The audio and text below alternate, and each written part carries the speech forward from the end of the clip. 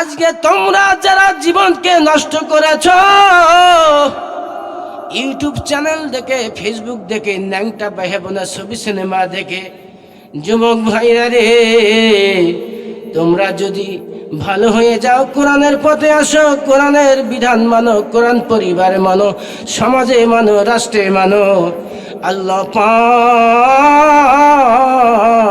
তোমাদেরকে জান্নাতি হিসেবে আমার আল্লাহ পাক কবুল করবেন।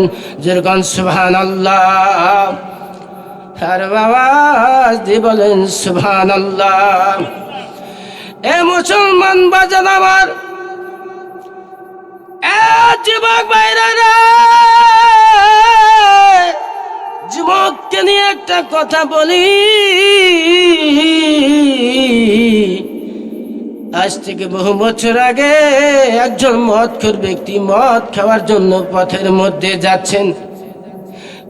মধ্যে যাচ্ছেন, বন্ধু বান্ধবকে নিয়ে, বন্ধুদেরকে নিয়ে দেখতেছেন রাস্তার মধ্যে একটা সাদা কাগজের টুকরা পড়ে আছে। জোরে বলেন সুবহানাল্লাহ, আর আওয়াজ দিয়ে বলেন সুবহানাল্লাহ। এ যুবক ভাইরা রে, এটা সেই কাগজ নয়, এটাই হলো আল্লাহর কালাম পড়ে আছে। ভালো করে বুঝবেন, ভালো করে শুনবেন, মনোযোগ দিয়ে শুনবেন। আজকে আমার এই বয়ানটা শেষ বয়ান হইতে পারে, কালকে আমার আপনার এইরকম দাফনের কাফন হতে পারে। কথা বলেন ঠিক না ব্যাঠিক? আর আওয়াজ দিয়ে বলেন ঠিক না ব্যাঠিক? আমার যুবক ভাইরা, এই বিশ্বর হাফি মদখোর ব্যক্তি, বিশ্বর হাফি রহমতুল্লাহ আলাইহি বন্ধুদেরকে নিয়ে মদ খাওয়ার জন্য যাচ্ছেন। পথের মধ্যে দেখলেন ওই সাদা কাগজের টুকরা, তার মানে কোরআনের অংশ পড়ে আছে। জোরে গান সুবহানাল্লাহ, আর আওয়াজ দিয়ে বলেন সুবহানাল্লাহ। এই যুবক ভাইরা রে, এই বিশ্বব্যাপী মদখোর ব্যক্তি দেখলেন আল্লাহর কালাম পড়ে আছে, তিনি আর পা আগাইতে পারলেন না। দেখলেন আল্লাহর কালাম পড়ে আছে, আল্লাহর কাছে বলছে, আল্লাহ গো,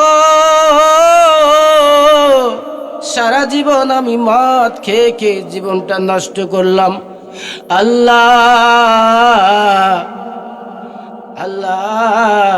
আজকে আমি মদ খাওয়ার জন্য যাচ্ছি, আর পথের মধ্যে তোমার কালাম পড়ে আছে। আল্লাহ, আমি তো মানুষ, তুমি তো আমাকে পৃথিবীতে মানুষ করে পাঠাইছো। আল্লাহ, সারা জীবন তোমার হুকুম মানি নাই, তোমাকে সিজদা করি নাই, মদ খেয়ে খেয়ে জীবনটা শেষ করেছি। আল্লাহ, তোমার কালাম পড়ে আছে পথের মধ্যে, না জানি কত মানুষ পা দিবে, ধুলাবালি লাগবে। না না, আমি যদিও মদখোর ব্যক্তি, তোমার তো বান্দা, আমি এমন কাজ করতে পারি না। আল্লাহ, তুমি আমাকে এই মদ খাওয়ার জন্য আর যাইতে দিও না। আমার বন্ধুগণ, যুবক ভাইরা, এই মদখোর ব্যক্তি বিশ্বর হাফি আল্লাহর নামটি নিয়া বাড়িতে যাচ্ছেন। বন্ধুদেরকে বলতেছে, বন্ধুরে যাও যাও, তোরে চলে যাও, আমি আজকে মদ খাইতে যাইব না। এবার বিশ্বর হাফি মদখোর ব্যক্তি আল্লাহর কালামের অংশ নিয়া বাড়িতে গেলেন। মাকে ডেকে ডেকে বলতেছেন, মা গো মা, দেখো তো, দেখো মা, এই কাগজের মধ্যে কার নাম লেখা আছে? বিশ্বর হাফির মা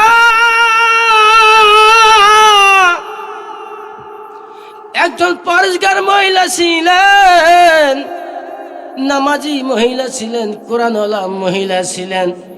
বিশ্বহাপির মা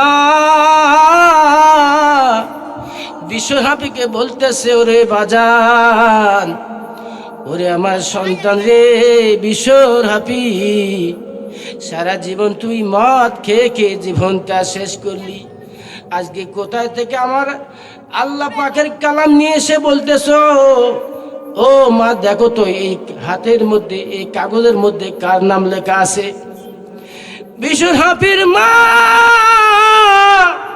বলতেছে, ওরা বিশ্বহাপি রে, এটা ওই প্রভুর নাম, যে প্রভু, যে সৃষ্টিকর্তা তোমাকে আমাকে এই দুনিয়ার মাঝে তৈরি করেছে, এই দুনিয়ার মধ্যে পাঠাইছে। জোরে কোন সুবহানাল্লাহ।